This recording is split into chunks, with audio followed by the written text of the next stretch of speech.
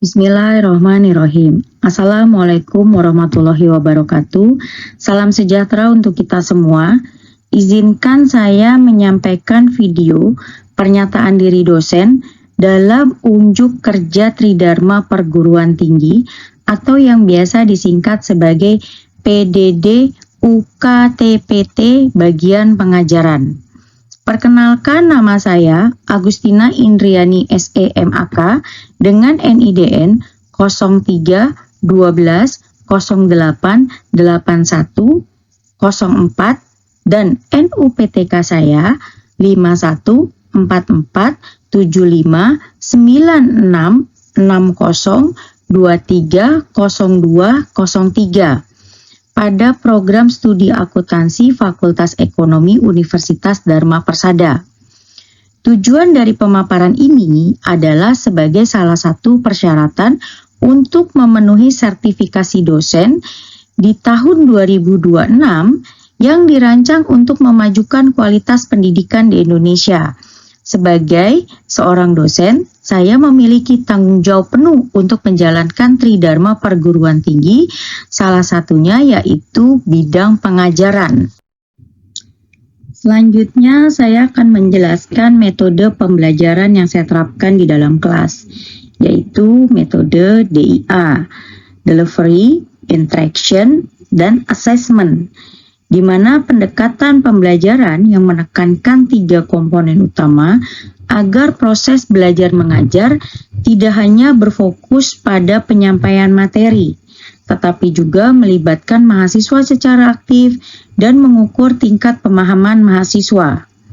Metode pertama, yaitu delivery atau penyampaian materi, adalah tahap ketika penyampaian materi kepada mahasiswa secara sistematis dan mudah dipahami.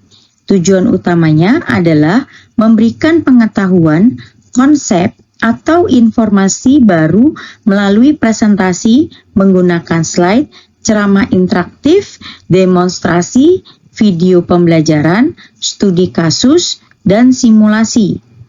Metode kedua, yaitu interaction atau interaksi, merupakan tahap yang memberikan kesempatan kepada mahasiswa untuk terlibat secara langsung dalam proses pembelajaran, sehingga melalui interaksi dapat membuat pembelajaran menjadi 2 arah agar mahasiswa tidak hanya mendengarkan, tetapi juga berpikir, bertanya, berdiskusi, dan mempraktekkan materi yang dipelajari berupa tanya jawab, diskusi kelompok, studi kasus, simulasi, role play, kuis interaktif, polling, dan brainstorming. Lalu metode yang ketiga, assessment atau penilaian, adalah proses mengukur sejauh mana peserta memahami materi yang telah diberikan. Penilaian tidak hanya dilakukan pada akhir kegiatan, tetapi juga dapat dilakukan selama proses pembelajaran berlangsung, melalui pretest, post-test, kuis, penugasan, praktik langsung, observasi, dan presentasi hasil diskusi. Sebagai dosen pengampu mata kuliah perpajakan 1, saya akan menjelaskan deskripsi mata kuliah, capaian pembelajaran lulusan atau CPL, capaian pembelajaran mata kuliah atau CPMK, metode pembelajaran, sistem pembelajaran, materi pembelajaran, sistem penilaian, serta video pembelajaran. Pertama-tama saya akan menjelaskan deskripsi mata kuliah perpajakan 1. Setelah mengikuti mata kuliah ini, mahasiswa diharapkan mampu memahami konsep dasar perpajakan, sistem perpajakan di Indonesia, serta ketentuan pajak penghasilan melalui pendekatan case-based learning atau CBL. Selain itu, mahasiswa diharapkan mampu menganalisis permasalahan perpajakan dan menerapkan ketentuan perpajakan yang relevan sesuai dengan peraturan yang berlaku di Indonesia. Kode mata kuliah perpajakan 1 yaitu 42220030. Sedangkan mahasiswa yang mengambil mata kuliah perpajakan 1 ini yaitu mahasiswa yang sudah duduk di semester 2 dengan jumlah SKS 2 SKS untuk mata kuliah, dan tambahan 1 SKS untuk laboratorium perpajakan 1. Selanjutnya, CPL pada prodi yang dibebankan pada mata kuliah perpajakan 1, yaitu CPL 1, menunjukkan ketakwaan kepada Tuhan Yang Maha Esa, menjunjung tinggi nilai kemanusiaan, integritas, serta bertindak profesional dan bertanggung jawab sesuai etika akademik dan etika profesi. Selanjutnya, CPL 2 menguasai konsep, prinsip, dan standar akuntansi serta pengetahuan pendukung di bidang audit, perpajakan, sistem informasi akuntansi, ekonomi, bisnis, dan manajemen untuk mendukung pengambilan keputusan. Dan CPL 3 mampu berpikir kritis dan analitis, berkomunikasi secara efektif, secara lisan dan tulisan, bekerja secara kolaboratif dalam tim multidisiplin, serta memanfaatkan teknologi dalam menyelesaikan permasalahan akuntansi. CPL 4 yaitu mampu menyusun dan menganalisis laporan keuangan, melaksanakan prosedur audit dasar, mengelola administrasi dan pelaporan pajak secara profesional, beretika, dan akuntabel.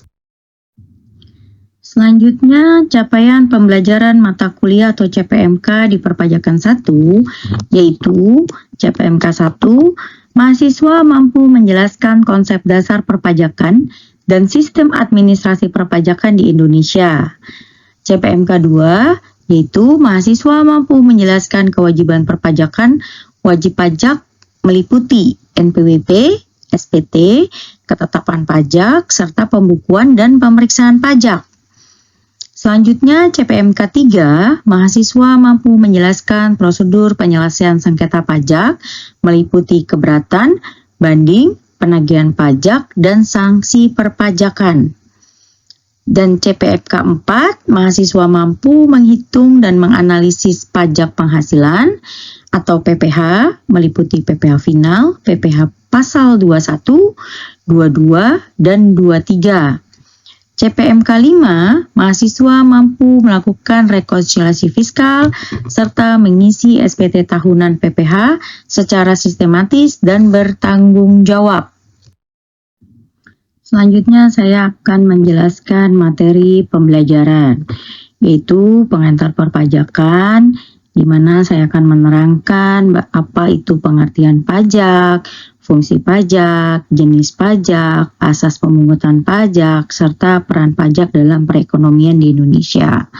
Selanjutnya yang kedua yaitu ketetapan pajak, di mana saya akan membahas NPWP, surat pemberitahuan atau SPT, ada SPT masa dan SPT tahunan, ketetapan pajak, administrasi perpajakan, hak dan kewajiban wajib pajak.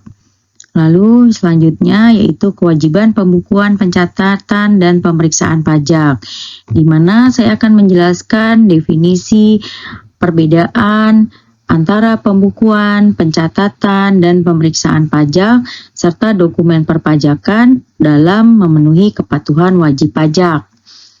Lalu selanjutnya saya akan menjelaskan keberatan, banding, dan penagihan pajak, di mana akan ada surat paksa dan sengketa pajak juga.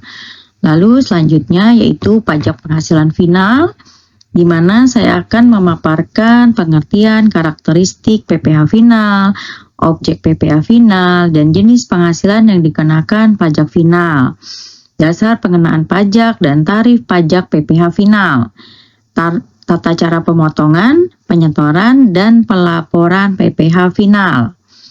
Lalu kemudian pajak penghasilan PPH pasal 21, di mana pengertian dan ruang lingkup PPH pasal 21, subjek pajak, objek pajak, dan penghasilan yang dikenakan PPH pasal 21, perhitungan penghasilan bruto, pengurangan, dan penghasilan kena pajak.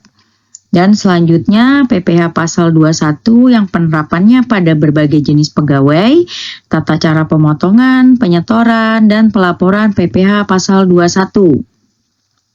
Dan untuk pembahasan pajak penghasilan PPh pasal 2122, saya akan menjelaskan pengertian dan tujuan pemungutan PPh pasal 22, pihak pemungut dan objek transaksi yang dikenakan PPh pasal 22, dasar pengenaan pajak dan tarif PPh pasal 22, mekanisme pemungutan, penyetoran, dan pelaporan PPh pasal 22, perhitungan PPh pasal 22 pada transaksi impor atau pembelian barang. Lalu selanjutnya pada saat pembahasan PPh pajak penghasilan pasal 23 di mana saya akan memaparkan pengertian dan ruang lingkup PPh pasal 23, objek pajak pasal 23 seperti dividen, bunga, royalti, sewa, dan jasa royalti, dan jasa pihak pemotong dan pihak yang dikenakan PPh pasal 23, tata cara pemotongan, penyetoran, pelaporan, dan contoh perhitungan PPh pasal 23. Selanjutnya rekonsiliasi fiskal, di mana akan terdapat rekonsiliasi fiskal positif, di mana akan dilakukan koreksi fiskal positif dan juga koreksi fiskal negatif. Perbedaan laporan keuangan komersial dan laporan keuangan fiskal, dan penyusunan laporan fiskal yang dimana kepentingannya untuk menyusun SPT tahunan. Lalu selanjutnya praktek pengisian SPT tahunan PPh, yaitu SPT PPh di mana akan diterapkan di Kortek serta pengisian formulir SPT, pelaporan pajak, dokumen pendukung pajak, ketentuan pelaporan SPT tahunan.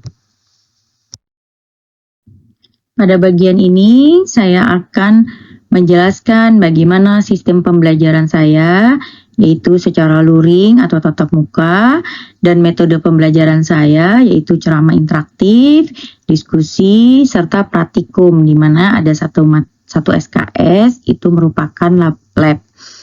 Dan juga sistem penilaian yaitu absensi 10%, diskusi 10%, tugas presentasi kelompok 10%, ujian tengah semester 30%, dan UAS atau ujian akhir semester 40%.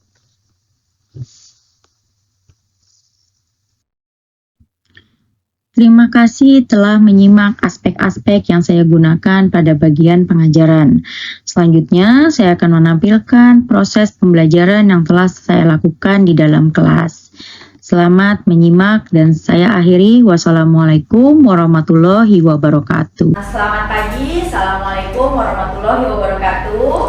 Untuk pagi hari ini kita akan memulai mata kuliah perpajakan 1 ya, untuk pertemuan kedua. Sebelum memulai materi hari ini, kita berdoa terlebih dahulu menurut agama dan kepercayaan masing-masing. Berdoa dimulai. Berdoa selesai. Oke, untuk pertemuan hari ini saya akan membahas tentang NPWP dan surat pemberitahuan ya. NPWP itu panjangan dari nomor pokok wajib pajak. Nah, perbedaan antara NPWP dengan dulu dengan sekarang, di mana NPWP itu di sini alur penggunaan NIK sebagai NPWP. Jadi saya membedakan dulu dengan sekarang ya. Jadi sebelum di tahun 2003 itu warga negara Indonesia itu mempunyai 2 identitas, NIK dan NPWP, di mana dibedakan antara NIK dengan NPWP. Kalau NIK itu kalian sudah berusia 17 tahun baru dicetakin NIK, ya kan?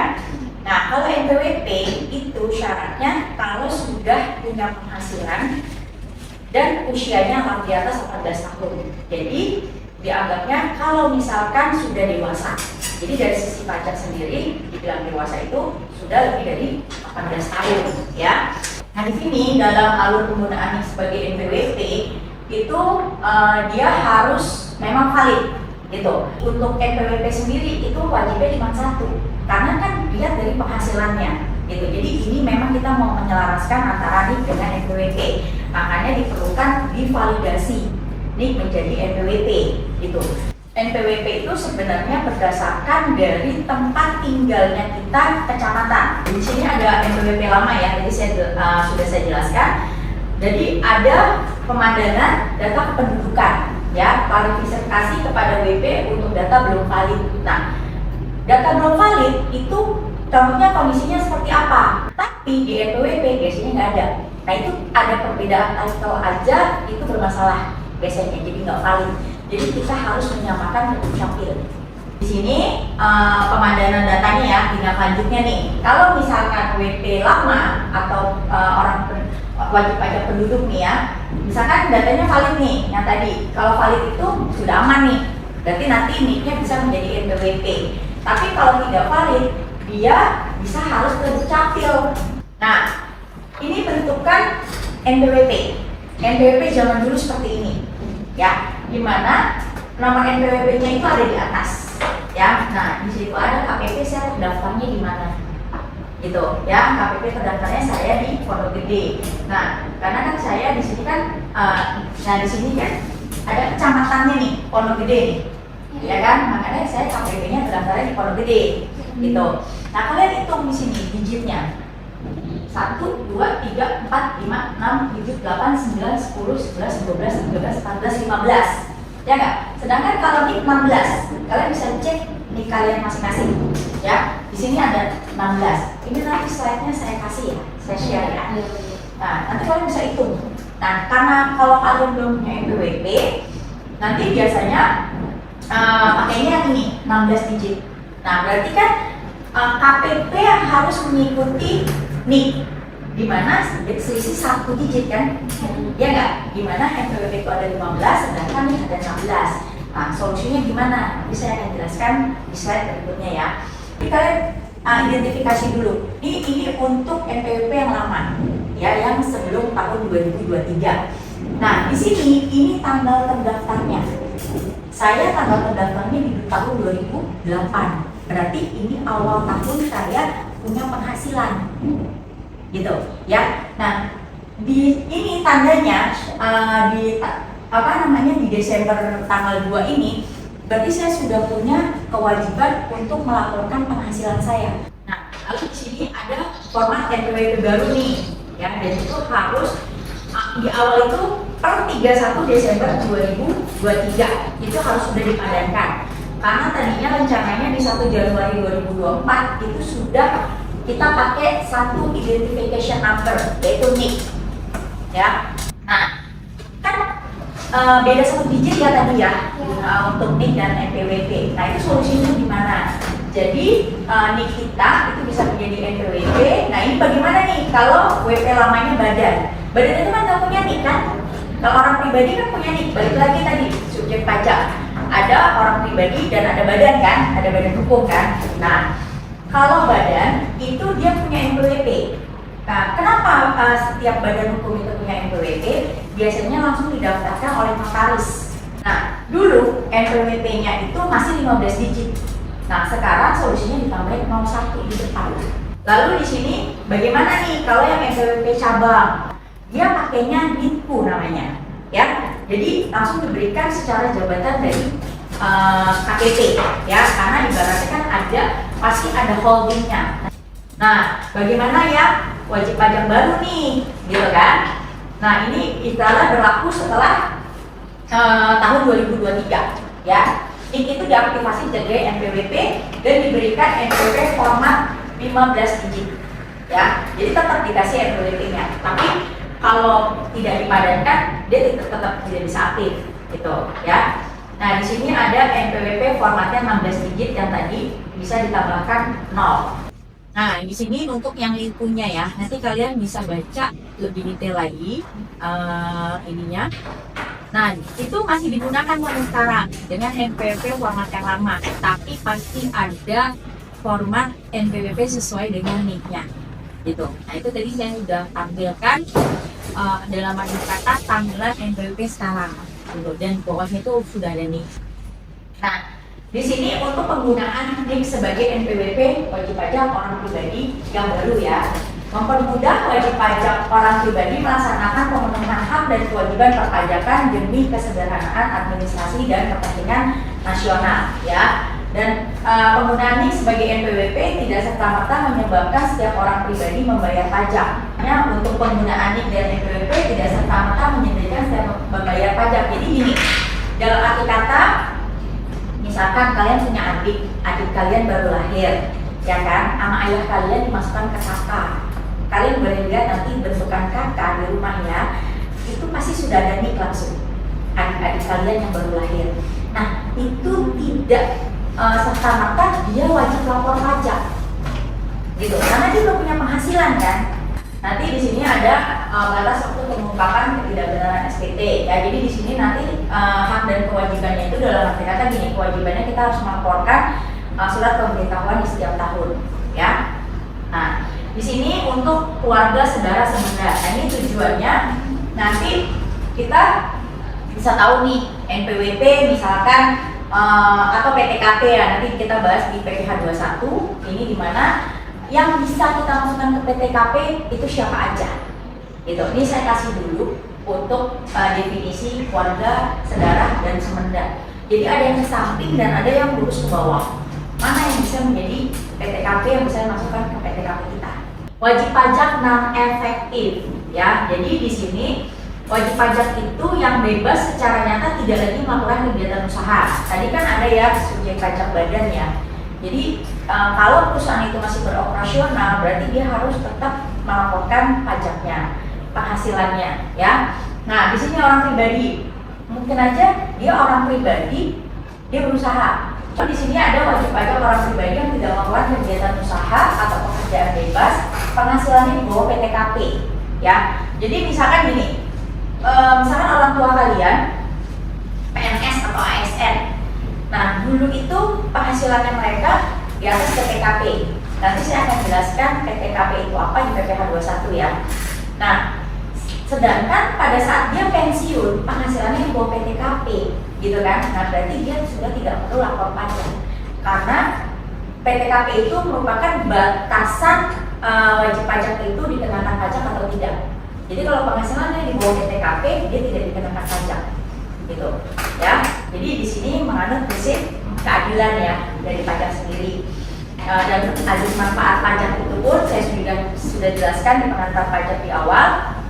Pajak itu ada prinsip keadilan ya. Nah di sini juga ada wajib pajak pribadi sebagaimana dimaksud dalam poin B, itu yang memiliki NPWP digunakan sebagai syarat administrasi antara lain untuk memperoleh pekerjaan atau membuka rekening keuangan. Ya, jadi kalau misalkan kalian ke bank itu biasanya diminta NPWP itu dulu. Ya, kalau ini pasti selalu diminta, gitu. Ya. Oke, di sini sudah selesai penjelasan saya. Untuk SPT ya. Jadi SPT itu dibagi dua ya, masa